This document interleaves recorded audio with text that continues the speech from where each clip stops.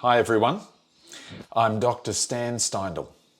On the 17th of November 2019, I published my first Compassion in a T-shirt video titled Understanding Fears, Blocks and Resistances to Compassion and How to Work Through Them. You can see that first slightly dodgier video here. All this time later, and I'm excited to return to the topic of working with fears, blocks and resistances to compassion, because we have just had a new paper published in the journal Counselling and Psychotherapy Research titled Therapists' Perspectives on Working with Fears, Blocks and Resistances to Compassion in Compassion-Focused Therapy. So if you like, you can access a copy of it via the link in the description below. I'll give you a summary of the paper and the concluding 5 preliminary guidelines to working with fears, blocks and resistances. So let's dive into the paper and see what it might have to offer.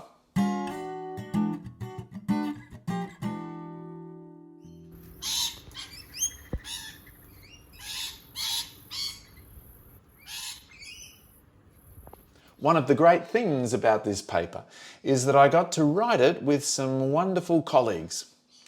The team included myself and James Kirby here in Australia, and Tobin Bell and Alison Dixon in the UK.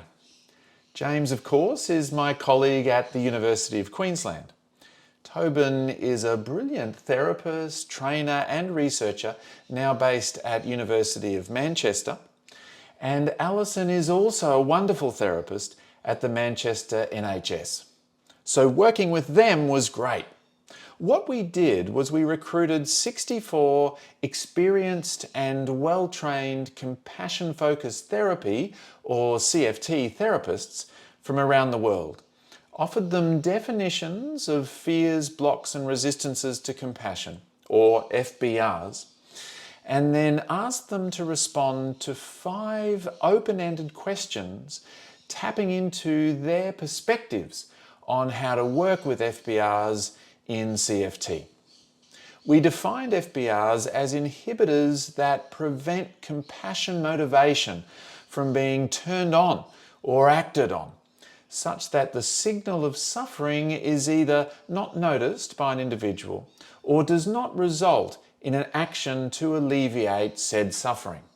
Fears of compassion relate to the avoidance or fear response that individuals can have to compassion.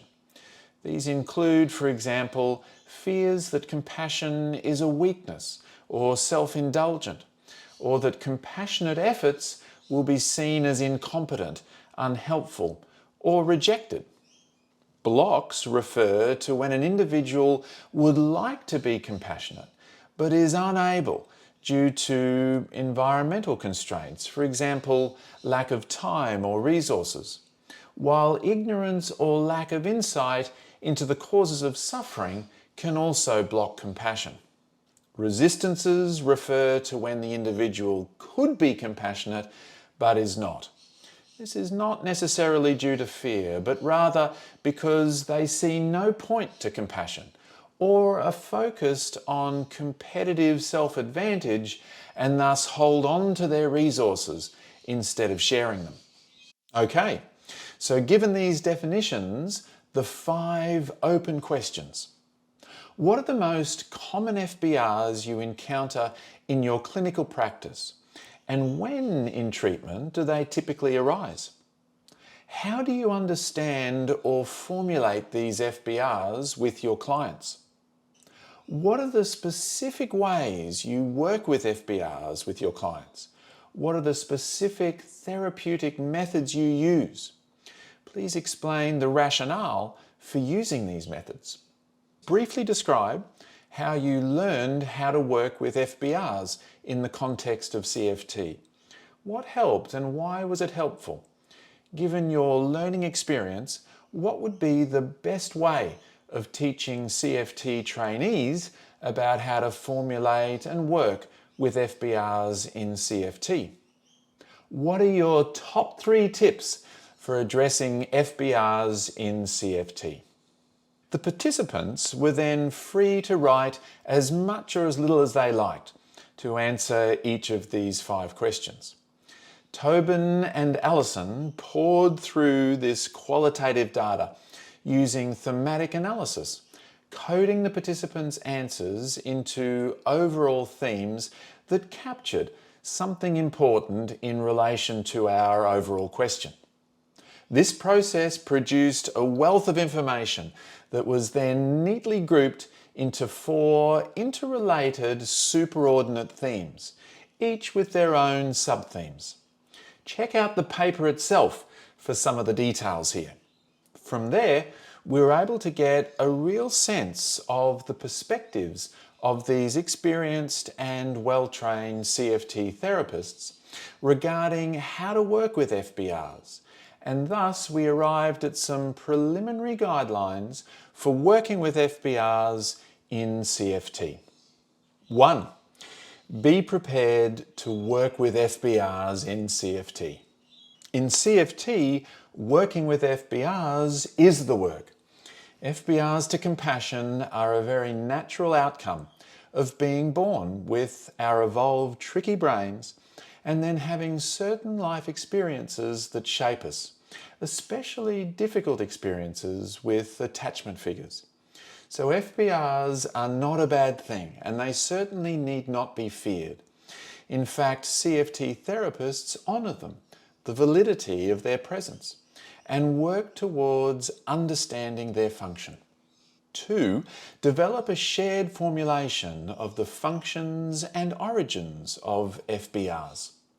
So it's important to identify and explore any given person's own experience of FBRs and try to develop with them a formulation around how the FBRs function now and the origin of those FBRs in terms of their specific life experiences.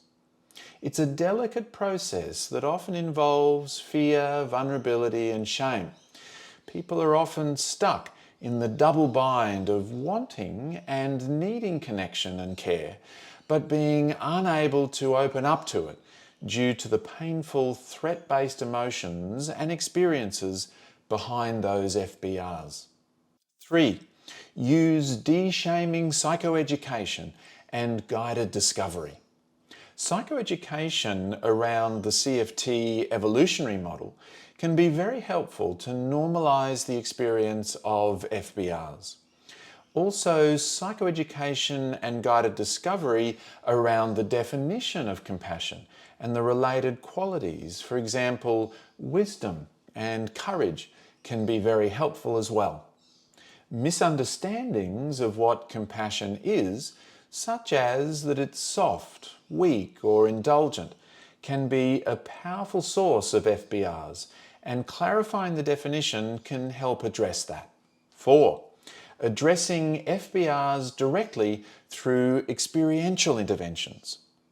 As well as providing psychoeducation, CFT therapists should address FBRs by helping the client build a sense of soothing and safeness in the body through body-based practices, build the capacity for compassion through imagery-based practices, and then address the FBRs directly through chair work, imagery, compassionate letter writing, method acting, all of which may be used to approach the part of the client experiencing the FBRs and offer that part compassion. For example, the therapist might invite the person to sit in one chair, embodying that part of them that fears compassion. Interview that part, explore the fear, and then move chairs and start to embody a different part of them, their compassionate part, and bring compassion to the fears. 5. Support the work with cultivating safeness and connection in the therapeutic relationship. In many ways, the origins of FBRs are in the relationships we've had, especially difficult or painful attachment relationships, but also difficult experiences with others in our lives. However, The way to address FBRs and move through them in the context of CFT is also in relationship. And the therapeutic relationship offers a powerful relational place for the client to feel valued and respected, where trust and courage can begin to develop. We understand a lot more about fears, blocks and resistances to compassion now. Things get in the way. It's normal and valid that this might happen sometimes. These fears, blocks and resistances arise from our tricky brains and our tricky life experiences. We also know that there's the double bind. People fear compassion, but they also know that they need it. We all need it. It's a key part of navigating the human experience, human suffering, and human survival. And so this paper offers a modest contribution to how we can help people work through their fears, blocks, and resistances. There's stuff we can do. And in CFT, there's psychoeducation, certain strategies, and experiential practices that really do help. Thanks for watching. And I'd love to hear your thoughts. Check out the paper, be in touch, or leave a comment below. And if you like, subscribe. It really helps to get the word out there.